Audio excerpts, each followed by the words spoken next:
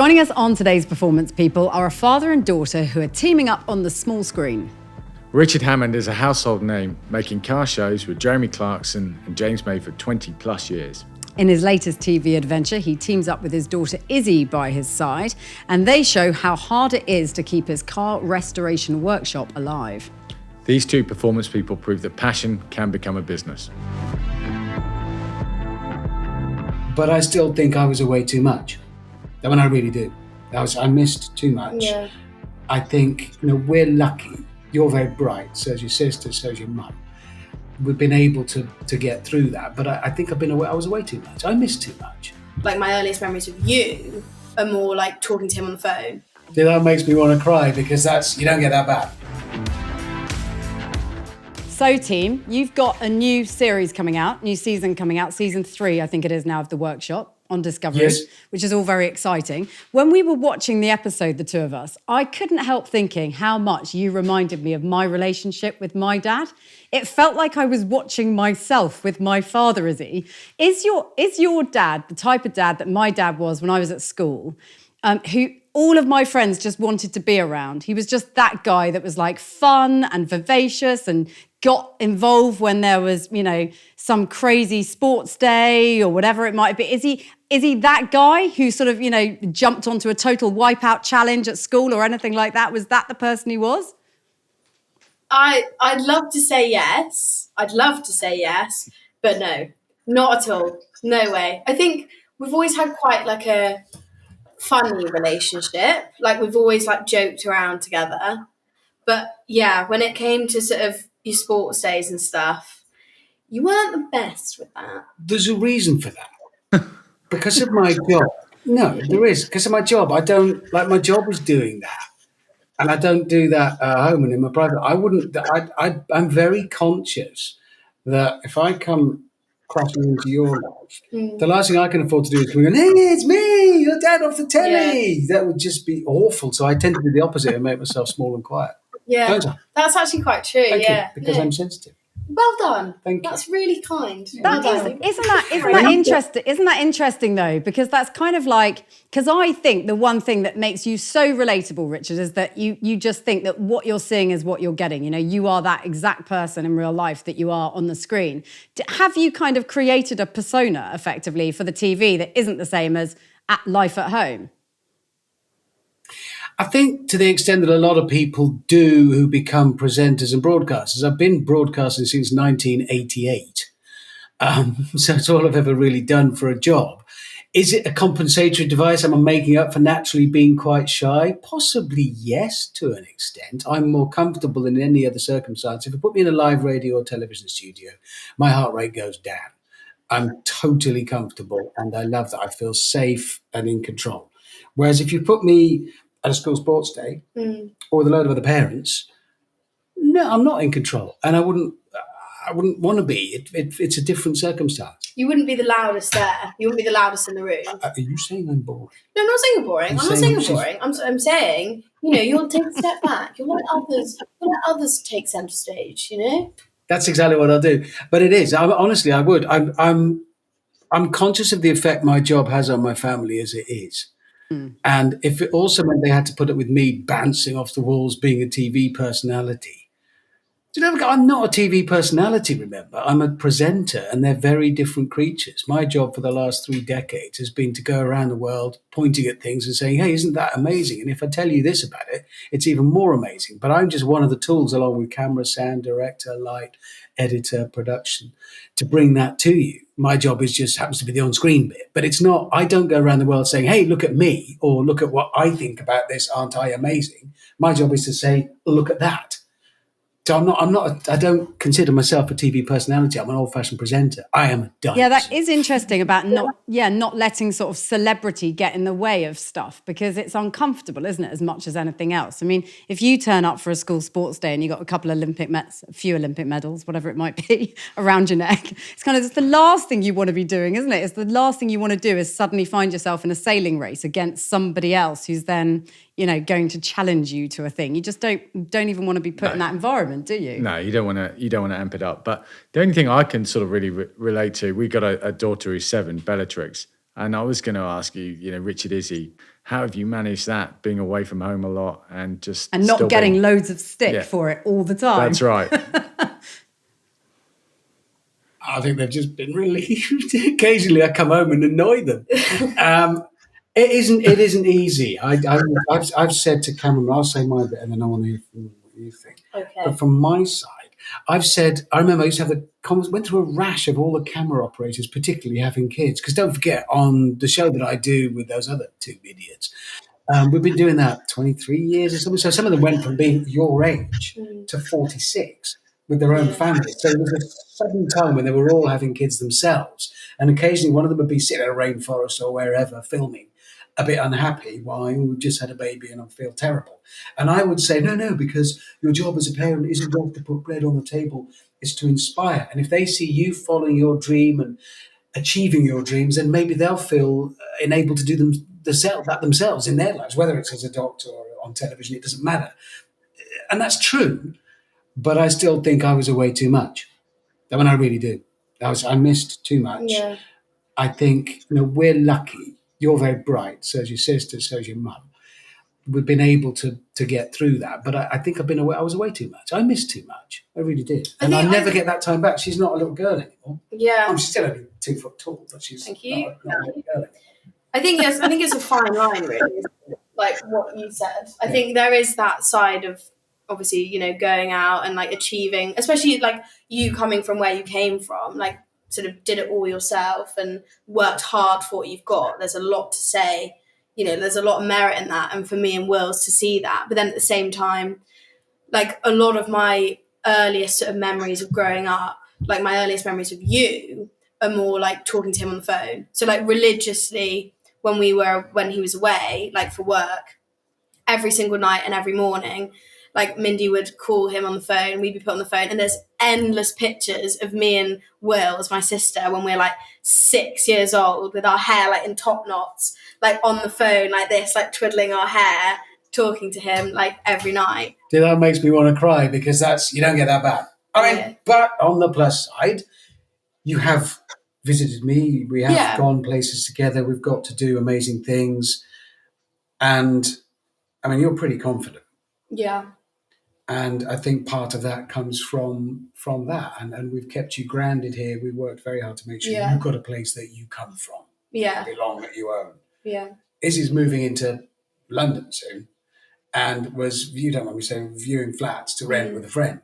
And we live in Herefordshire, which is the back of beyond. Herefordshire, we're about 200 years ago. Yeah. From wherever you are. Yeah.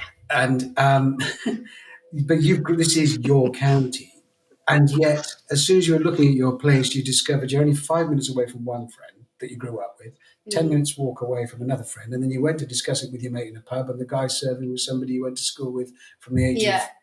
Yeah. I think as you get older, your family is so much more than just like the people you live with. Yeah. Especially where we come from. Like it's so, like we have family friends, like my friends' parents that I would consider as like very much like parental figures to me. So, but I guess maybe I get like that's more the case because you weren't there so much. Like there were so many other people around me that I had to look up to. It was kind of fine. Whereas I guess for other people, if they were a little bit more, I don't know, if they didn't have that support network, maybe it'd be harder. Well, it's like it was a simple choice. We either moved closer to London, which is where all the work is, and changed our way of life, and I'd be home more, but we would have led a different life, or we stayed out here where we are. But to facilitate this life, I had to be away because that's where the work is. So that's Ben's take on it constantly, isn't it? That's what you're having to sell to Bellatrix on a regular basis, isn't it? I mean, Fox doesn't really register yet. He's only 2. But Bellatrix, I mean, how manipulative as well can daughters and girls be? I mean, we know this as women, but it's just amazing how manipulative they can be. No, they're actually evil. I think they are evil creatures. But it is a balance. And I think that the advantage of what we've done, the only one who really struggles is me. Because when you were saying then about you on the telephone with your little top knot in talking to me wherever I was, I just want to cry because I think, I want to be there with that little girl. But then you're not a little girl anymore now. I mean, we've worked very hard, Mindy and I, with our daughters, Izzy and Willow, that we're ourselves with them. It's a very genuine relationship. I'm no different with my mates than I am with you, and I don't think you are with me, really. We've always had that. We've always had like a moratorium on swearing. You could say whatever words you want because I need to. I mean, I don't swear a lot, not as much as certain other members of this family who aren't here, who aren't either of us. Yeah. But do. But that's always because you have to be able to bring yourself to the room. And if that's what you would naturally say, you've got to be able to do it because then otherwise you can't expect the other person to be themselves. And I wouldn't expect you to be you if I were a completely different bloke with you than I am with other people. I'm not. But it also means that we can be mates. Yeah. Which means we annoy each other and fight occasionally. To put some context on this story about, teaching your children to or to not swear, what we thought was initially quite funny with his odd thing that he came out with then became hugely embarrassing when we found ourselves in a really nice restaurant and a waiter dropped something on the floor and the first thing that Fox said was, "Oh, it's a shit show," in like his loudest possible voice to the whole restaurant. And suddenly it was this realization of whatever you just thought was really hilarious to teach our 2-year-old son has become a major, which it was. Well, it also got quite expensive, doesn't it? Yeah, then because we had a swear we decided box. we're going to have a swear box, but I ended up getting burnt for any of quite Fox's right. swear words, so Damn it right. cost me a fortune. It gets really expensive. Well, I've never known you guys get it wrong. Plus, there's nothing funnier than a 6-year-old girl in pigtails kicking the kitchen door open and saying, "Morning, you," insert very rude word at that point. And it's just hilarious. It's I never saw them. It's the best. The only time it ever happens inappropriately in front of my parents is particularly Willow. If she's feeling a bit crabby, she'll start to deliberately drop in the odd word just to sort of, I don't know, snap people out. Yeah. But it's never been a problem. But it does mean that we're now, it's not like I'm suddenly discovering you at 23 or at 20, soon to be 23, or you at soon to be 23 are suddenly meeting me for the first time. We've known each other all along. Yeah. That's true, actually. What's it like working together? What's it like working together? Because on the new programme, Izzy, obviously you feature, especially, did you ever get the new horse box or not? That's what I want to know. Did that ever materialise? Did you prove to Dad that actually you were worthy of a new horse box? We did get a new horse box. Yeah, what they want, they get. Yeah, we did. It's just, I put up a pretend fight. Yeah. It's not. We were always going to get it. It was just going to happen. Easy. Yeah. Easy. But what's it like working with each other? That's kind of easy, isn't it? Yeah, I don't know why it works so well, but I think it really does. Because you're not remotely phased. Yeah, I think actually our relationship has got a lot closer since we started working. I mean, we don't do loads together, but the bits and bobs that we do, I think it's like seeing you in a different light. Because obviously work has been such a massive part of your life, but it's a whole world that I'm just have no access to, and on purpose, I think, and in a good way, because when he went off filming, we never really discussed it because obviously a lot of the stuff that he did was dangerous, like things can go wrong, whatever. So for us, it was very much described as, right, Daddy's gone to work, he's just working, it's work. That's all we ever thought of it as.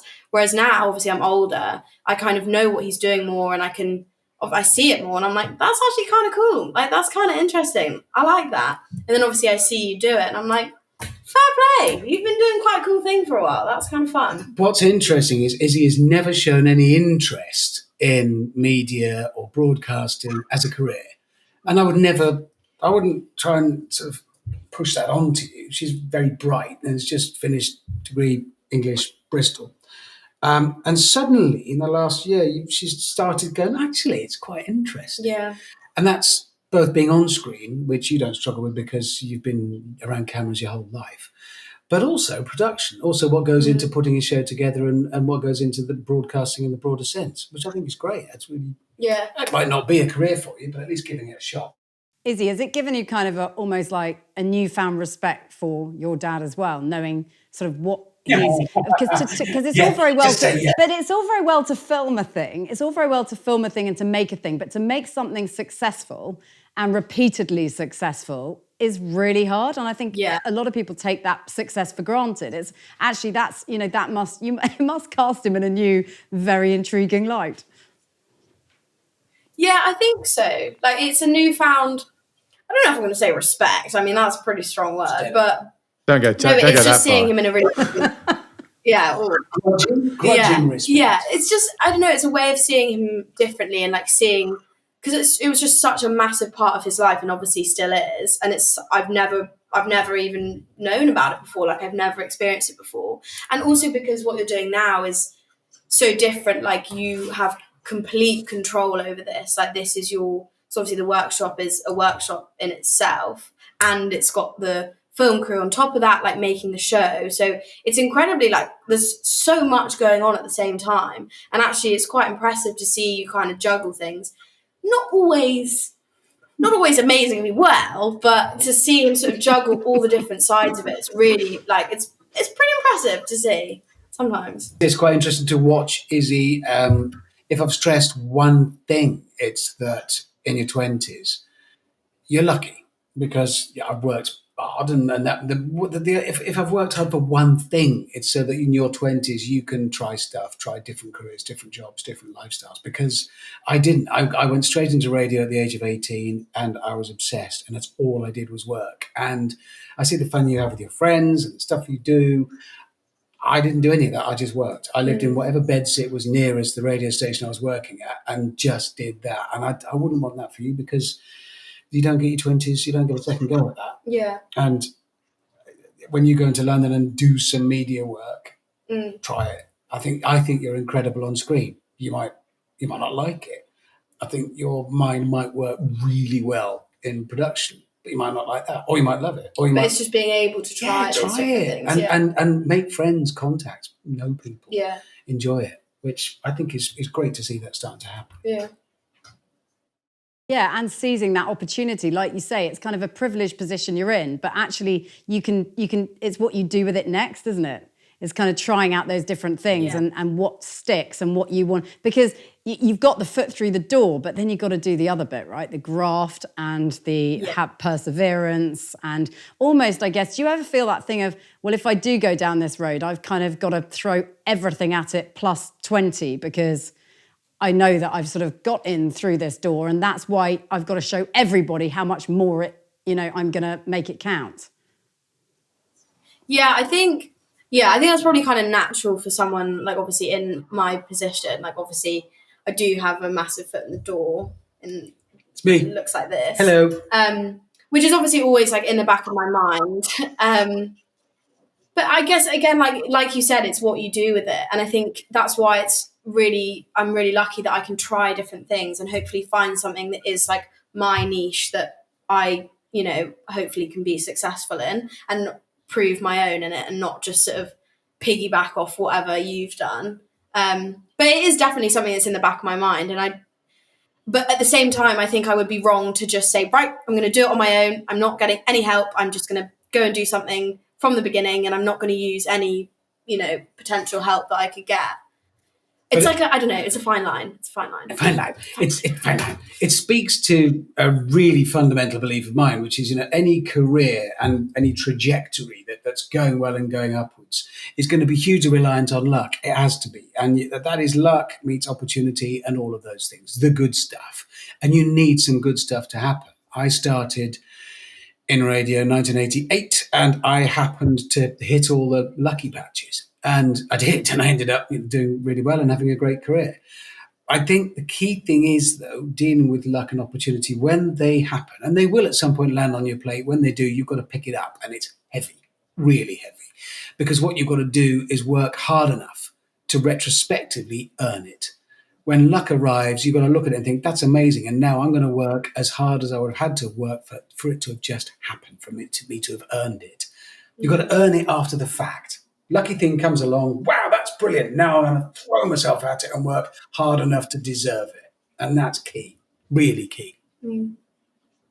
That's such a strong message, Richard, to all the youngsters out there. And Izzy, I guess you've seen that, because, Richard, without embarrassing you are such an amazing personality. But Izzy, you've seen the hard work that goes in behind the scenes, that, the cheeky chappy persona, but actually the serious side to Richard and the effort that he's put in. The endeavour. The endeavour to build such an amazing career. Yeah, I think someone asked me the other day, actually, I think it was earlier, they were saying, like, how would you sort of describe your father. And obviously we have quite a very jokey relationship. So I struggle to say anything nice, basically. Yeah, I bet you did. It just feels weird. It doesn't feel right. Will I see this anyway? Maybe. Okay. But the one thing I would always say is that he's incredibly hardworking, and very ambitious, but not in like an over ambitious sort of arrogant way, just in a, this is what I want to do and I'm going to work myself to death to get there, which, yeah. And I think especially a lot of celebrities, I think they can be judged, in a way that's like, oh, that it's been put on their plate, it's easy, they don't do a lot, whatever. Whereas for you, like, it's very much you work for everything you've ever got. And that's the message that I kind of receive. And I'm like, yeah, hard work. You've got do to it. you've got to look at yourself in the mirror at some point. Obviously, me, you love doing that. You've got to look at yourself in the mirror, and when you do that, you've got to see somebody looking back at you that you can like, and you can think something other than, well, you're just a lucky little irrelevance. It's why I'm, setting up businesses and doing stuff that actually means I can stand back and go, yeah, that wasn't just luck. It really matters for proving it to yourself. Yeah. And I think how you drive yourself is absolutely critical and key. I am hypercritical of myself, but I don't pull myself down. If I'm not feeling proud of myself, I work hard enough until I do. Yeah. And even if that means if I'm away filming and the call time is 6 a.m, but I get up at 5 so I can go to the gym or for a run, it's just to push myself that bit harder to say, no, I'm earning this. I deserve it. I don't, obviously, because people with more talent and better people than me don't have my luck. But at least I've tried, once it's landed on my plate, to retrospectively deserve it. The message I'm getting is that you should stay away more, because if you do what Richard did when Izzy was growing up, Bellatrix is going to have it nailed on. She's going to be just fine, because if Izzy's a reflection of that, I think she's going to be 100% fine and on her way. Let's talk about the programme, because I was watching it and I was thinking to myself, it's a lovely warm hug of a show, isn't it? It's the sort of best of British. It's like having a cup of tea. All those things that you really love about our country are sort of in there. The graft of it, the jeopardy, the success story at the end, all of those things. And one of the things that struck me is it's a bit like Who Do You Think You Are for Cars? Because you take people on this sort of this storyline, this historical storyline of the car that you're looking at. And we're talking about the Delahaye, aren't we, in this sort of first episode? And that's the most lovely story that accompanies the car that you sort of learn about, it's not just a car restoration show, is it? This is you really get taught a whole load of other stuff on the way. Well, I think what's key is that it's not just about the metal, because cars, they're inert objects. They're just collections of materials until people come into play, obviously. The other key thing about the show, and it's something that we learned when we were making the other TV shows that I made with those other people, that we always used to say about those shows, you don't have to be a car nerd to watch it. We do that for you.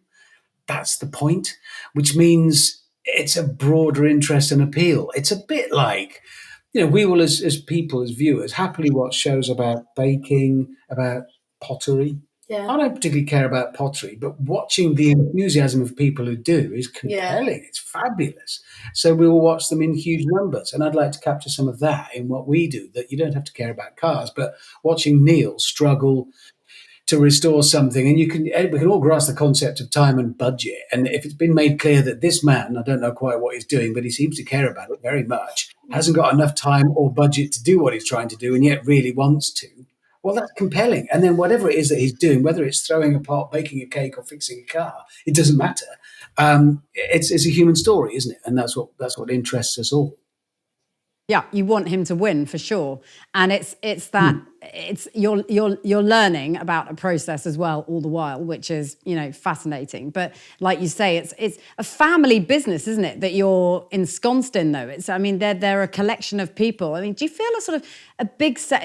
It's got to run on its own merit, right? It's not just about a TV show. It's got to actually work. Yeah. And so do you feel this sort of big sense of responsibility as well with the TV programme doing what it's doing? It's going to be a bit of a distraction around the edges, but of course also it's going to pay the bills. How do you sort of manage that so that they get done what they need to do, but at the same time you make great TV? I don't know. If you've got any ideas, just let me know. It's a tricky one. It's an authentic business. It started because Neil had restored several of my cars, E-Type, Bentley, um, and I used to go for fish and chip Friday. Well, if I was home, I'd take fish and chips up and we'd sit in the workshop and just have fish and chips to talk about cars and how the work was going, just for fun. And he was a bit gloomy one week. He said, "What's up? Oh, I'm losing the workshop." "Oh no." They were going to develop it, and he wasn't in a position to start again. I said, "Oh, God, Neil, I need you to carry on because I need you to do my cars. But I'm not Jay Leno. I can't afford to just employ you as my own personal mechanic. And anyway, there's no dignity in that for you, just working for somebody off the telly. I might decide not to do any cars one year. So why don't I bankroll us into a new workshop, and then you work half the time to pay the bills, and half the time you work on my cars." Unfortunately, because I'm ambitious, and because I own a TV production company, I then thought, hey, that might make a nice little TV show. Discovery Plus agreed, commissioned it. And as a result, my ambition was given free rein. And as a result, it's ended up really big and difficult and expensive. And it's trying to get the thing to cover costs. But it's got to work as a business. It's not a formatted TV show. It is a genuine business. I'm now getting to we're just about finished filming season 3. And I'm thinking for season 4, I'm going to have to mix things up again in a major way to try and stay ahead of the curve as a business, just as a business. Because, when the cameras go away, we're still working. We've still got to pay the bills. I've still got salaries to pay, rent to pay, and all of that. And it's got to function. We did a little bit of research on the Only a little bit of research. Back of this chat. So we share a mutual friend in Ben Cousins, who's the chair of the RAC. So I reached out to Ben to see if actually the work that you're doing there in the shop is any good, and he couldn't have been more. He's full of praise. More proud of the De La Hague on show there at the RAC on Pall Mall. But he also said, and I don't want to create a spoiler alert here with perhaps the next season of the show, but he's, to your point about your cars, he said there's one car in particular that's still at the back of the shed, as far as he knows, that is waiting to get some work done to it. So maybe, like you say, the focus on the production side of it is it's too much on that rather than your own ambition, your love. It'd be nice to get my cars done, but I think it's also a great time to be making a show like that and about that, because it is ultimately at heart about make, do and mend, isn't it? And what could be more of the moment? We know electric cars are coming. Of course they are. But there are 1.4, 1.6 billion cars on the roads. Well, we can't remake all of those. There aren't enough materials in the world to do that. And not only that, not everybody can afford a brand new car. People can't generally just find 30 or 40 or 50 grand to drop on a new small electric car. So we have to find a way of keeping those cars going in the meantime. And if we can make synthetic fuel, which we can at scale, so that it's broadly similar in price to fossil fuel, but no extra carbon is coming out of the ground, then it has to be part of the picture going forward. So I need to reflect that in the business somehow, because the message is not being spread clearly enough. Synthetic fuels address the issue of carbon coming out of the ground and polluting the atmosphere, which we have got to do something about, but they don't address the issues of particulate pollution in cities. ULEZ, however you feel about it, whether it's working or not, I don't want to get caught up in that discussion. But nevertheless, synthetic fuel will still have the same, it's petrol, but it's just we've made it rather than pulled it out of the ground. So it's not adding to the carbon dioxide in the atmosphere, but there are still particulates in it. And if people are suffering with the air in inner cities, then something still has to be done about it. Whether or not ULEZ is the way to do it, I don't know. I'm not in power. Probably just as well. Yeah. Richard, you're still making car shows, of course, elsewhere. There are other versions of car shows. Are you surprised? I don't know if surprised is the right word, but in the world in which we're living, that people are just still as interested and fascinated by what you and the other two put on the TV as they always have been. So I'm obviously referring to Jeremy and to James, and people's sort of insatiable appetite to get more from you guys. I mean, is it something that sort of it's such a long-lasting partnership, the three of you? Are you surprised that people are still as passionate about it as they always have been? Yeah, I'm gobsmacked. It's 22 years or something. Your whole life. Yeah, but I mean, if breaking it down, why? Well, the three of us, there isn't like a perfect one between us. I reckon if you smooshed all three of us together and divided the resulting lump into three, you'd have three fairly acceptable human beings. But we're not particularly laddish, any of us.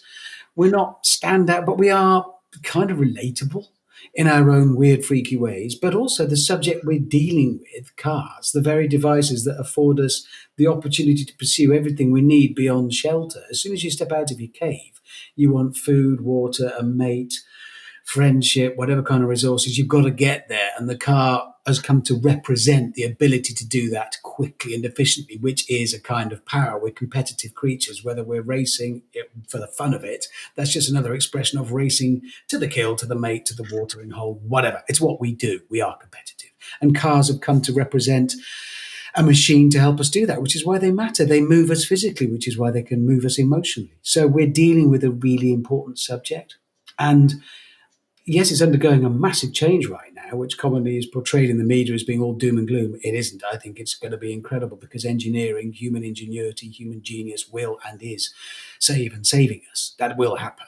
It's just the messaging that goes a bit awry, and it's going to be an amazing time. So, yeah, people are still going to want to talk about cars and transport. We interviewed Jeremy a while back, didn't we, for this pod? We I've did heard a Jeremy and Caleb piece, and one of the things that sort of came. Jeremy Clark? Yes, yes, Little skinny from them. Yeah. That one. Yeah. We went to Diddley Squat, and we talked about the fact that whilst we were discussing what he and Caleb were sort of putting together there, we worked out that he is in fact filming his own version of a reality TV show, which horrified him and mesmerised him all at the same time. Have you shared stories, horrors, tips, anything like that with Jeremy about how to put the best version of a reality TV show together? I don't think I've put it in those terms, but we have discussed it, yes, because there are some similarities between our shows. I mean, he benefits on his fabulous farm show from the incredible skills of Andy Willman along with him. And we must never forget, in our show that we've done for all those years, there's four of us in it. There's me, Jeremy and James, and Andy Willman is the one of us that I've always said we could never have made it without. He is the magic. And he's worked it with Jeremy on that show, and you can sometimes see it. So our two shows are kind of different, but my God, he's got a magic formula there. It's working. It's working. So we do discuss it. I'm going to see him next week. We may or may not be off working together again. I couldn't possibly say. But if we are, at some point we'll be sitting around a campfire somewhere remote, and we will be discussing the fun and sometimes issues facing the person making a show in, around, and near their own actual lives. It can be trying. Can be.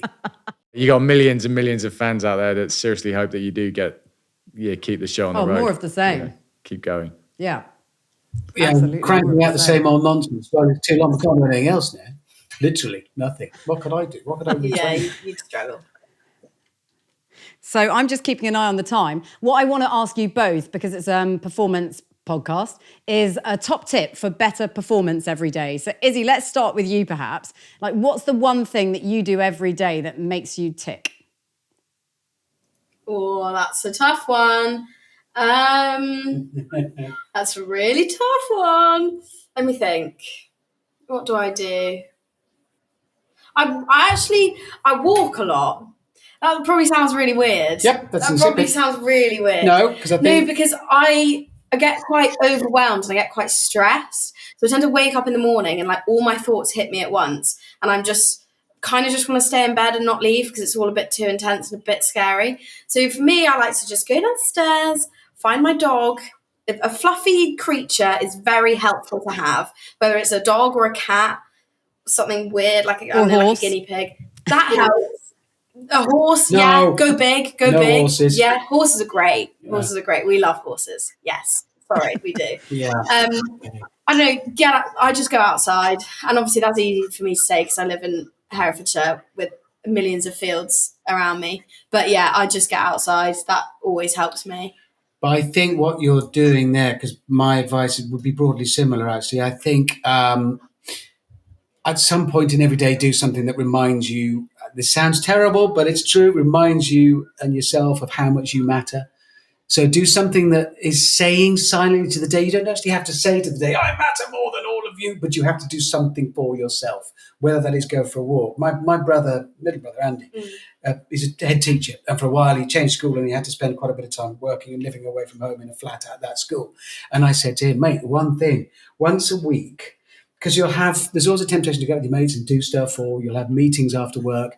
Once a week, go to the supermarket with a recipe for something you really want to cook, buy the ingredients and half a bottle of your favourite wine, go home and cook it for yourself, put your favourite music on, and you treat yourself, because you are telling yourself directly, mate, you matter. Because when you're inside looking out, it's where you are inside. That's who you are. You've got to keep that in tip-top condition. So I think that what you're doing is reminding the world, well, wait, time out. I've got to look after this, because this is where I am, and this is how I relate to you. Yeah. And I'll be no use to you, and you'll be no use to me if this isn't functioning. That's because I always do it when I get quite anxious. So if I'm feeling anxious, like for example this morning, like I was feeling a little bit wobbly, and I know the best thing for me to do is to get my dog, who is called Chicken. I know that's a little bit complicated, but if you met her, you'd know she's just a chicken all over. So I take Chicken out and we go for a walk down the lanes, and honestly, it feels like the whole day just doesn't matter anymore. Like I don't know why. It's not a particularly amazing walk. It's just past a load of farms and stuff. But I'm just walking, and it's like you said. It's like just for me. Like I've just paused that day. No one's speaking to me. My phone is off. Nothing else is happening in my day. I'm just going to walk with my Chicken, and then I'll come back, and then I'll tackle the day. And it does really help. It does. And so what I'd add as my thing to do, yours effectively, and I hope I've sort of distilled it for you. No, helped. Do something that just tells yourself how much it matters. When you're doing it, don't shy away from thinking about stuff, but consider how you're going to do it. So when I'm running, I consider myself is, I've got my own image of it. It's the wheelhouse of a little trawler, and it's all painted in white, and there's a seat and a table and the wheel and the windows at the front. That's me. That's just me with nothing going on. So when I'm running, I inhabit that space. But I don't want to shy away from thinking about stuff. There's a door there to a vault. So I'll get up from my little sofa, I'll go across, open that door, I go in. There's a limitless number of tables, on each of which is an icon representing everything in my life. You have one, Mindy has one, work has one, money has one, health has one, family, everything. And I've thought them all through very carefully. So I'll go and collect that icon, bring it in, put it on the table and in my little wheelhouse, and I will think about what that represents, whether that is money, health, doesn't matter. If it's you, say I want to think about Izzy, think how she is. I will put that down and I will think about you. Nothing else, because there's nothing else in the room with me. And then when I've done that, I'll take and put it back. Now, it might be you also feature an icon with family. Yeah. But that's a different context to think about you in. And I'll apply that to anything and everything. So it's about mindful. He's insane. It's about He's mindful. It's quite a deep process, isn't it? What's that called? What's that process called? Is that a Hammond? That's the Hammond. That's called Hammond-esque. What I'm saying is try and keep your mind uncluttered. If there's something you want to think about it, but try not to think about other stuff. You can't worry about money while you're worrying about health. You can't worry about your relationship while you're worrying about work or family. Do them one at a time, which is all I'm talking about. Yeah, just keep them all really locked up in a room. Nuts way. Go and bring one of them out, put it on the table, think about it, and then put it back. You can worry about money when you're thinking about horses. It's impossible not to. They are actually the same thing. Yeah. And who are we? And who are we to pass judgment on a dog called Chicken when we've got a son called Fox? There you go. Fair dues, actually. There you go. Absolutely right. It makes sense. You can say nothing. We've got another dog called Sparrow. Yeah. So, I don't know why we have. Oh, and my cat's called Gravy. And we've got another cat called Ketchup. Ketchup and Gravy. Yeah. I love it. We had a dog once called Measles. That was weird. Love that. My first two cats were called Rucksack and Broccoli. Yeah, we had Rucksack and Broccoli. They're my first two cats. We could go on and on, but that hard stop that you've got will just keep on going straight on past. So we'll bring it to a close, and thank you both massively. If you end up with a relationship with your daughter, our daughter, as brilliant as those two have got, then I think you'll be a very happy chappy, won't you? It would be a miracle right now. But I'm trying. I'll work on it. It's what's called a work in progress, but they got a lovely rapport between the two of them. I can see why it works so well on telly, which is their new sort of endeavour together. Yes. But you know, they've got that going on. But also, like Richard, we got a little bit deep and meaningful with him right at the end there of that chat. We did, didn't we? And yeah, to most of our surprises, including Izzy's. But it was interesting because he was talking about sort of this mindfulness technique of just parking individual thoughts and just thinking on one thing at a time rather than everything all together, which brings a different meaning to things. That for me is a completely foreign concept, by the way, and I've only learned it in this moment because that's not something that I would naturally defer to, but it might be something that I need to try. So all those issues that you've got with me, you can put them in a box and shove them down the back somewhere and forget about them. Note to self, that's what I must do. Thank you for listening. This has been Performance People with Ben and Georgie Ainsley. And remember, from what we've learned today, put it all in a box or something like that. We're now into marriage counselling.